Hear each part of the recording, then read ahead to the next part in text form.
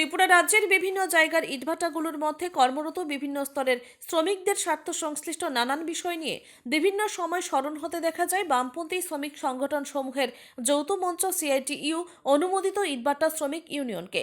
একই রকমভাবে ইটভাটা শ্রমিক ইউনিয়নের রাজ্য কমিটির উদ্যোগে শ্রমিকদের স্বার্থ সংশ্লিষ্ট ৫ দফা দাবিতে মিছিল সহ শ্রম কমিশনার অফিসের সামনে বিক্ষোভ প্রদর্শন পূর্বক গণডেপুটেশন প্রদান করা হয়।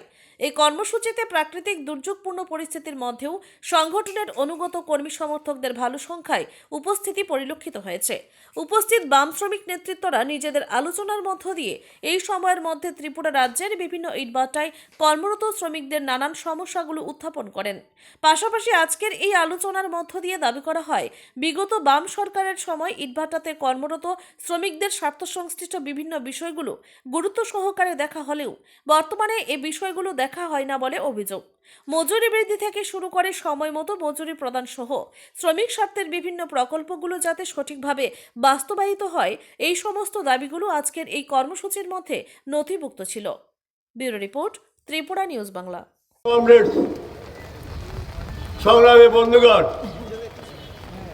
সিআইটিইউ অনুমোদিত ত্রিপুরা ইটভাটা শ্রমিক ইউনিয়ন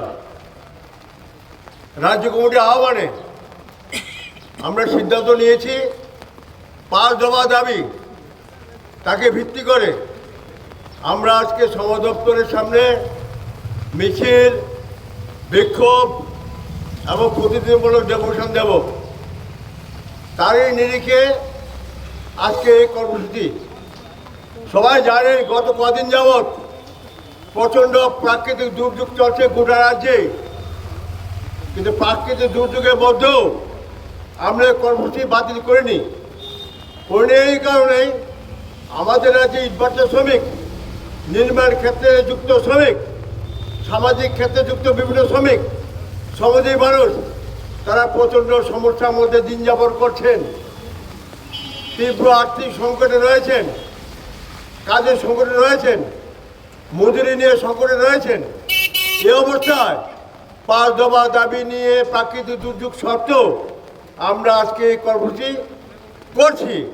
প্রথমে আমি আমাদের রাজ্যের বিভিন্ন মহকুমা থেকে এই ঝড় বৃষ্টি প্রাকৃতিক বিপর্যয় সত্ত্বেও যে সমস্ত সংগ্রামী সহযোগিতা কমরেড শ্রমিকরা এখানে এসেছেন, এখানে সামিল হয়েছেন, আমাদের এই কর্মসূচি উদ্যোগ নিয়েছেন, সবাইকে আমি রক্তিম লাল সালাম অভিনন্দন জানাচ্ছি। এর মধ্যে আপনারা যারা বিভিন্ন ভাট্টা থেকে এখানে এসেছেন, আমি ইটভাটা শ্রমিক ইউনিয়নের ত্রিপুরা রাজ্য কমিটির পক্ষ থেকে সবাইকে সংগ্রামী অভিনন্দন লাল সালাম জানাচ্ছি।